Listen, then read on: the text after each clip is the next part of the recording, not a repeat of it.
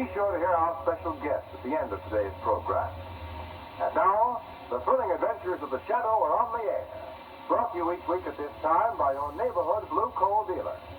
These dramatizations are designed to demonstrate forcibly to old and young alike that crime does not pay. Get the jump on winter. Put in a supply of blue coal now, and you'll have a head start on cold weather. Don't wait until some of your family starts catching cold before you tackle your heating problem. It's so easy to start the season off right with comfortable, economical blue coal. So place your order now. And remember, this year it's well to start the season with a big supply. The producers of blue coal expect no shortage of this finest of all hard coal, but present unsettled conditions make it wise to be prepared. Call your neighborhood blue coal dealer tomorrow and order your winter supply of blue coal.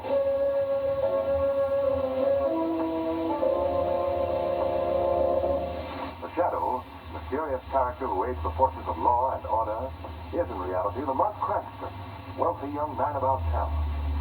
Several years ago in the Orient, Cranston learned a strange and powerful secret. The secret of hypnotic power to cloud men's minds so that they cannot see. Cranston's friend and companion, the lovely Margot Lane, is the only person who knows to whom the voice of the invisible shadow belongs. Today's drama, The Hoodoo Ship.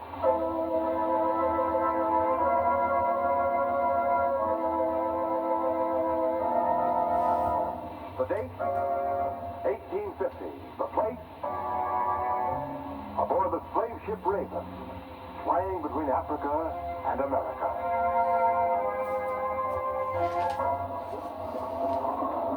Mr. Conway, what is it now, Peter? What thunderation do you want? That ship, sir. What ship? The ship, sir, that's been following us since yesterday noon. Well, the first thing to pile on more canvas. We'll have rudder. Every piece of canvas we have is in use, sir. If we're caught with our cargo... We'll not be caught with our cargo. But the ship's a man of war and she's fast for taking us. We'll not be caught with our cargo, mister. What do you mean? I mean we're tumbling those slaves overboard. But they'll drown. Without a trace. The man of war may catch us, mister, but he'll never be able to prove we carry slaves. Well, why are you standing there gape-jawed? You heard my orders. Over the side with a lot of them. And when the man of war comes to thwart us and asks our cargo, tell them we don't carry one.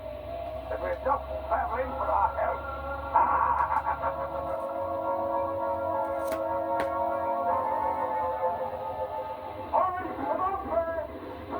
And that's as much as plain as the history of this old ship, the Raven. Gruesome history, True. But how did the haunted story originate? On almost every voyage this old ship made after that, someone died. Finally, men refused to sail her. She's been harbored for the last 20 years. How long have you had this ship? Only a short while. You see, I was in something of a spot with the government taking over most of the merchant marine. And when I found the Raven for sale, it was a godsend. Well, were you told about this legend of death concerning the ship when you bought it? Yes, but I thought it was just a story. Story such as any old sailing ship might have acquired in its long life. Something has happened to make you think otherwise? On its first trip from my plantation, the captain was murdered in his cabin. Oh, but that doesn't necessarily... The door was locked from the inside, and there wasn't a mark on his body. Frankly, Cranston, I, too, am beginning to believe this ship is a curse.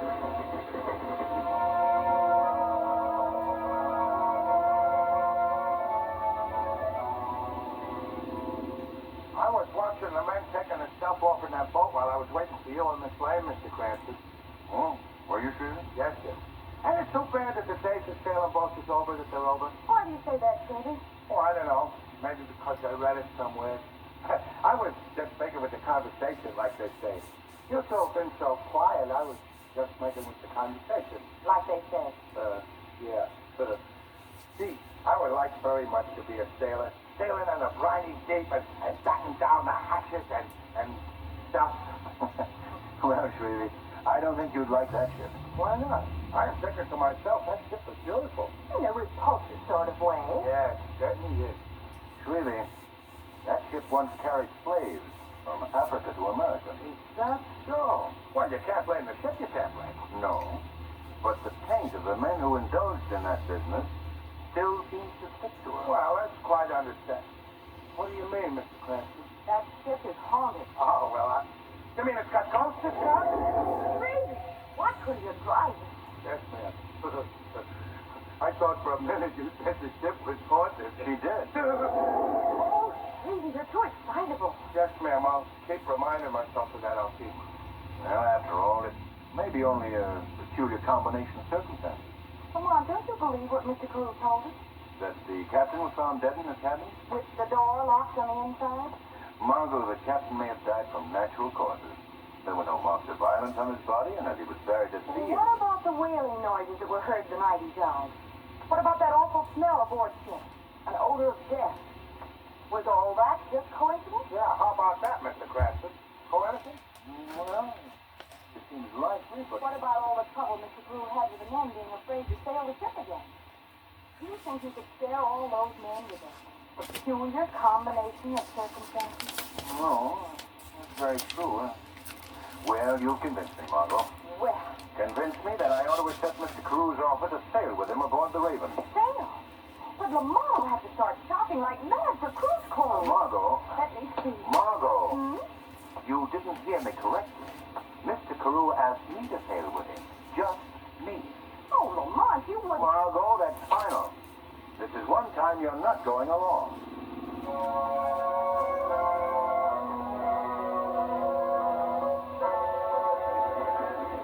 Well, Lamont, needless to say, I'm glad that you decided to come along this trip.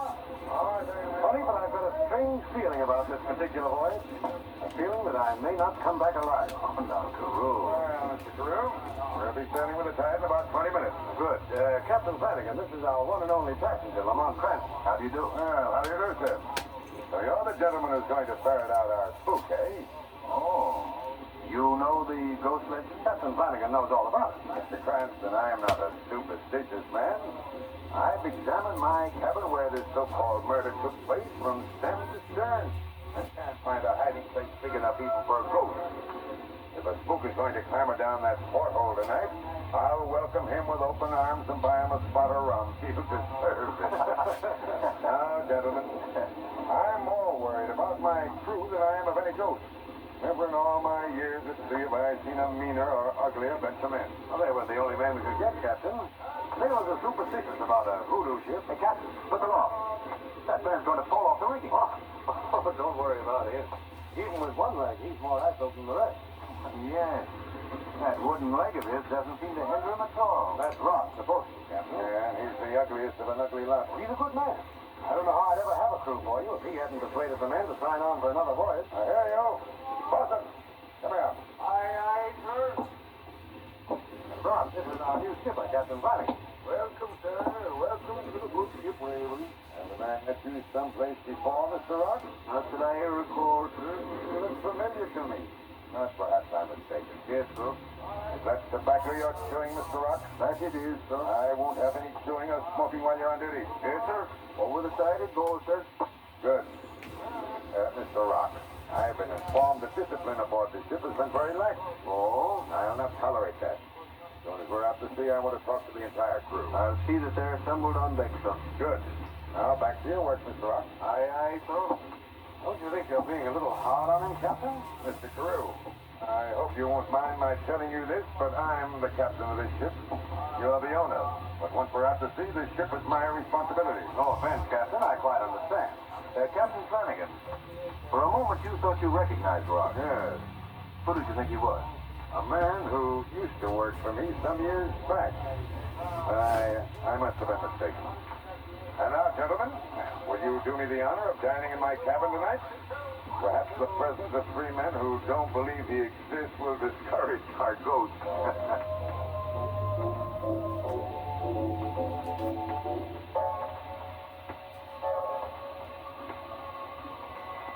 Well, Mr. Cranston, Mr. Carew, when we hit that typhoon, there weren't enough able-bodied men aboard her to bury the dead. Oh, yes, Dad. Captain, you've been all right about clean the dishes away and stuff? Yeah, clearly, Jess. Yes, sir. Yeah, well, you were saying, Captain, about the typhoon. Yes, that's a very interesting yarn, Captain. Well, for 3 days and 3 nights it blew. I lashed myself to the wheel with the waves breaking across the deck. Finally, the first mate relieved me, and I crawled into my cabin more dead than alive. I didn't care whether the ship sank or not. I've gone through that same thing, Captain. You mean lashed to the wheel? Oh, no, seasickness. As a matter of fact, Lamont, I'm afraid I have a touch of it myself right now. Oh, no, Carew. Yes, Grant. So if you'll both excuse me, I think I'll go out on deck for a little fresh air. Jeff, what's the matter with you? You've broken all the dishes. What are you staring at? Here's the phone. Steve, come. I noticed He's looking at that locker over there in the corner. Yeah. I see the door move. Hear that? There's something in there. Well, there's only one way to find out. Come on. Yes, Lamont. Margot. Lane. Who is this woman? I'll explain, Captain. Margot, what do you think you're doing? It's a very bad job of stowing away, Lamont.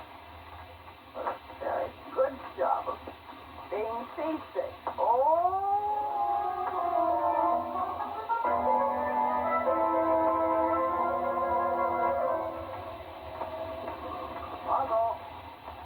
Margot. Here I am, Lamont. Oh. Feeling any better, Margot? Yes, a little, thanks. Well, you can go below now if you want to. Go to have my cabin. Carew and I are going to bunk together. Oh, thanks, Lamont. You're a dear. Wait till this voyage is over before you thank me, Margot. Things are brewing aboard this old ship. Things that may result in the death of any of us. Have you learned anything yet, Lamont? Not yet, Margot. But the Shadow is going to Captain Flanagan's cabin tonight. Well, what can you gain by questioning Captain Flanagan? I'm not going to question him, Margot. Tonight, the Shadow is going to be merely an observer. Because I think that an attempt will be made on the captain's life. And I'm going to prevent it, if I can.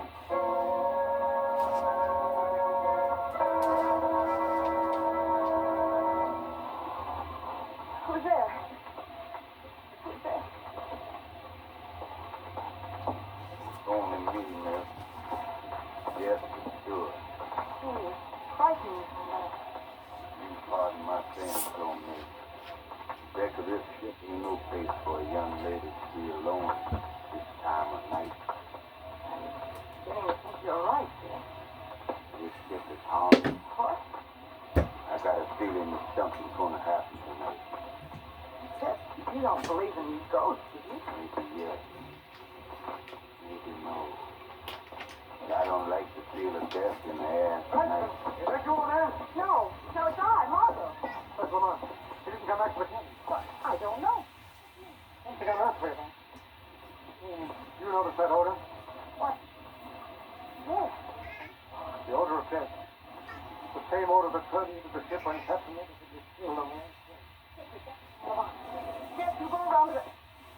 Oh, where is... Who? Jeff. I was just talking to him. Are you sure? Of course I'm sure. He was right here a minute ago. I didn't see anyone talking to you when I came up. But he's right here, I know.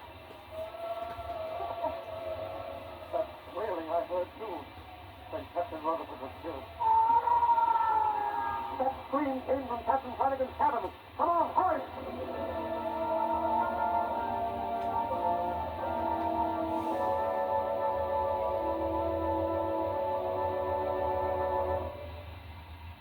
In a moment, our curtain will rise on Act 2.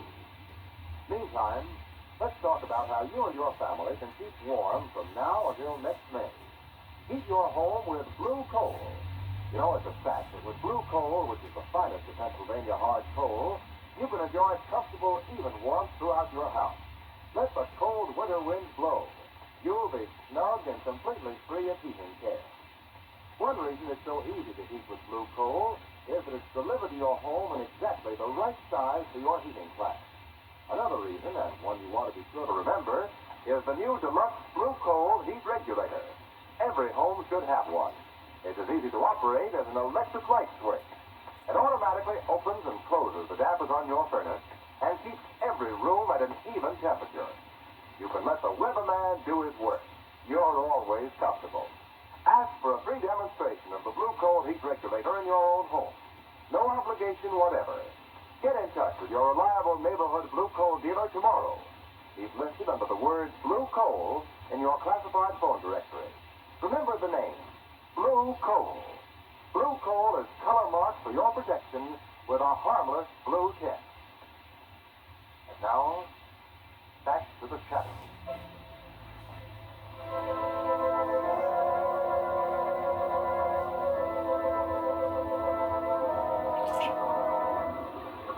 He's dead. Captain Flanagan is dead. Oh, Mr. Carew. His face is so contorted. He must have suffered horribly. Oh, Lamont. I heard the scream and came running. What is it? Look for yourself, Cranston. Captain Flanagan is dead. The same way that Rutherford got it. And not a mark on him. I think you're wrong, Crew. There's a slight scratch on his forehead. Let me see. So there is. How could a little scratch like that have caused his death? And where is the murder weapon? Mr. Carew, you've had plantations in the West Indies for many years. Haven't you ever heard of a native poison brewed from the roots of strange herbs called maonagua? It's known to cause instant death. I know. No, I don't know the poison. Why do you ask? Why? Because in some mysterious way, Captain Flanagan was murdered with that drug.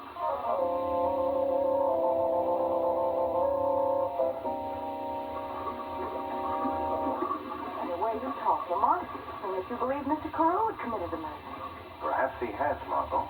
But you were there when it happened. You must have seen how it was done. Margot, I was right in the cabin when it happened, but I might have been in New York for all the good it did me.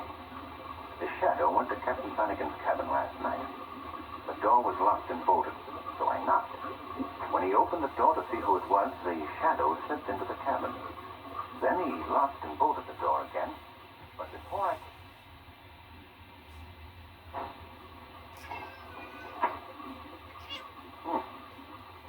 I could have sworn I heard someone knock at the door. Must be my imagination. Where's it at?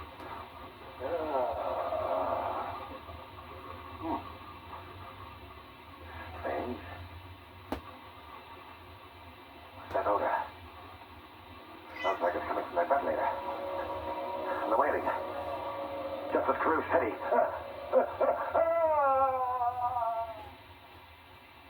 Then he screamed and fell to the floor of the cabin. I heard you and Carew coming toward the cabin, and when Carew forced the door, the Shadow slipped out. And you didn't see how it happened? No, Margot. I saw it happen, but the whole thing had me completely baffled. Come in. Begging your pardon, miss, but Mr. Carew wants both you and Mr. Cranston, sir, to come up on the bridge. Did he say what for, Rob? There seems to be some trouble, sir. The men refuse to go on. It looks pretty serious.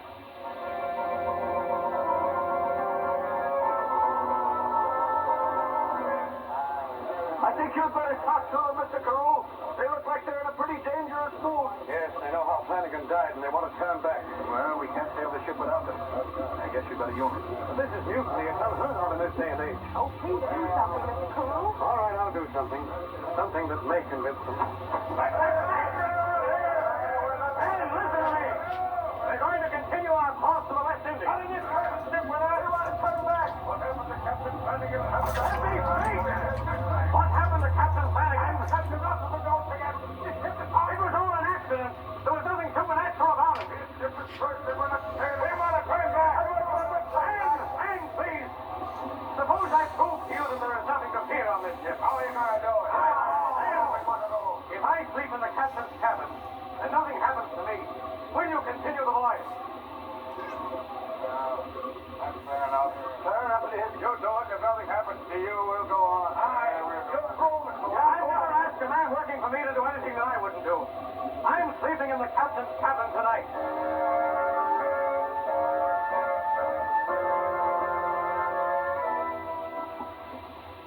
Now, have you got all that, Margot? Let's see if I remembered everything. I'm to watch the porthole in the captain's cabin. And don't forget to stay out of sight. Right. When I get your signal. Not my direct signal. The porthole slamming shut will be the signal. That's right. Then I'm to shoot the gun. Remember, just into the air to arouse the men of the crew. You're not to take a shot at the murderer. I'd like to take him alive. Is he, Lamont? Well, I'm still not sure, Margot. But I do know how the murders were committed. I spent the whole afternoon inspecting the captain's cabin again, and at last it came to me.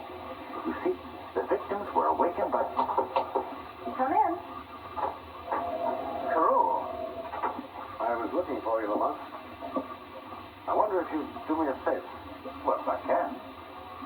want to speak with Lamont alone, Mr. Cruz? No, no, thank you. It may sound silly to you, Lamont, but would you take care of this letter for me? A letter? What do you mean? To my wife. Just in case, you know. Oh, nothing's going to happen, Mr. Cruz. Why, of course not. Of course not. I feel as though I'm taking that last long walk tonight. There's something I've got to do. It's nice evening, isn't it? Seems pretty fine to be alive. Well, I won't bore you with my emotions. Better have a go at that cabin. You will take care of that letter for me, won't you, Lamont? Certainly. So long. Oh, but this is going to die tonight. Well, he may, Margot. If anything goes wrong with the trap I've set for the killer. Well, let's get along. The Shadow has work to do.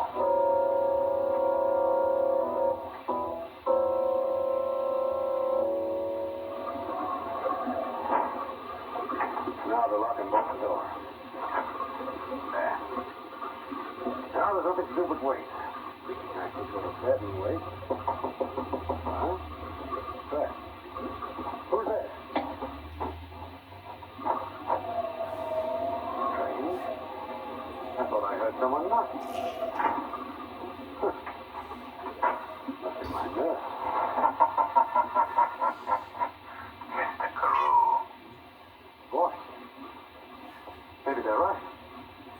Maybe the ship is haunted. No, Mr. Carew. It is the Shadow's voice you heard. I can't see you. The Shadow is invisible to your eyes. But let me reassure you, I am a man of flesh and blood, and I am your friend. I've cast a hypnotic mist over your mind, which makes me invisible. I don't understand. What do you want of me? I've come to help you, to save you from almost certain death. How can you save me? Be patient, Mr. Carew, and obey my orders, and we will outwit the killer. But that odor. The odor of death. The killer has come earlier than I expected. And now the moaning. Shadow, that awful smell. It seems to be coming from the ventilator. Mr. Carew. What is it? Don't move another step. You see the ventilator in front of the porthole? Yes? The murderer is just outside waiting for you to go to that ventilator. As you pass the open porthole, he will strike. Then I won't pass it. I'll be safe if I don't. You must pass it. What? If we are to catch our killer red-handed, please follow my instructions. Now, count 3 to yourself and walk toward the ventilator. When I shout now, drop to the floor instantly. Ready? Ready. 1, 2, 3. Now. Are you all right, Mr. Carew? Yes, I'm all right. What's all that shouting about? Unless I'm mistaken, that means our killer's criminal days are over. If you examine the porthole, you'll find a sharp steel needle dangling from the silk thread. But be extremely careful of the way you handle it, as it's coated with a very deadly poison. That, Mr. Carew, is the murder weapon.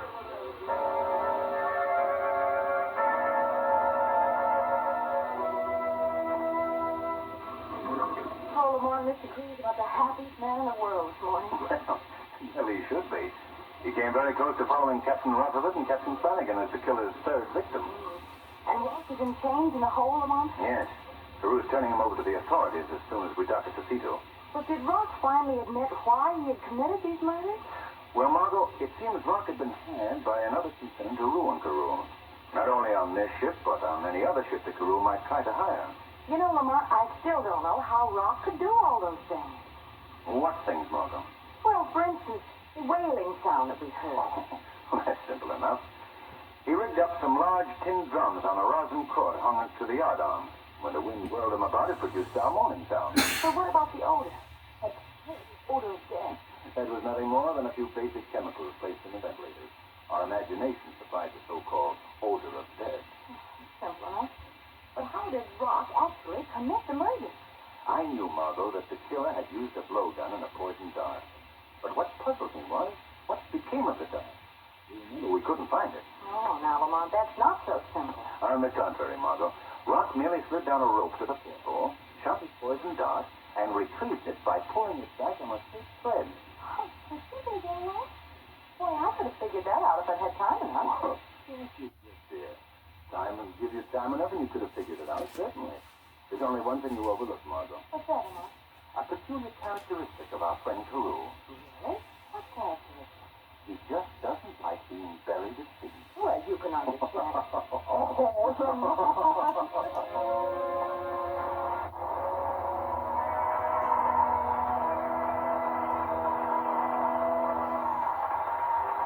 In just a moment, we'll bring you a special feature of America at War. But first, we present John Barclay, Blue Coal's home heating expert. Mr. Barclay. Thank you, Ken Roberts, and good afternoon, Fred. Perhaps I could emphasize the easy way to run a furnace if I point out today the things you should not do. Here's a list of the most important don'ts. Don't burn trash in the furnace. That's a sure way to get a dirty furnace, clinkers, and poor heat. Don't operate the furnace with the firebox only partly filled. A thin fire wastes fuel because the fire burns up too quickly. A deep fire bed actually conserves fuel, so keep your fire at all times at least level with the bottom of the coaling door. Don't shake grates roughly. You'll find that gentle shaking actually conserves fuel. So stop shaking when you see the first faint red glow in the ash pit. Follow these simple good firing rules, and you'll get more satisfaction. And what's more important, more heat from the coal you burn. I thank you. The Shadow program is based on a story copyrighted by Street and Smith Publications. The characters, names, places, and plot are fictitious. Any similarity to persons living or dead is purely coincidental. Now is the time to put your money to work for your country. Buy defense bonds and stamps regularly every payday. Urge your friends to buy. Talk it up among your fellow employees. Many firms already are represented 100%. For example, every single employee of the D&W Coal Company, producers of blue coal, has subscribed to buy defense bonds regularly. Let's show the Axis that for nations as well as for men, The weed of crime bears bitter fruit. Crime does not pay. The shadow knows. next week, same time, same station, your friendly blue coal dealer brings you another strange and thrilling adventure in the Shadow's daring battle against the forces of evil. Be sure to listen. And be sure to phone your neighborhood blue coal dealer for greater heating comfort at less cost. Remember, keep your home fires burning with blue coal. This story was produced by the D&W Coal Company, distributors of blue coal. This is the Mutual Broadcasting System.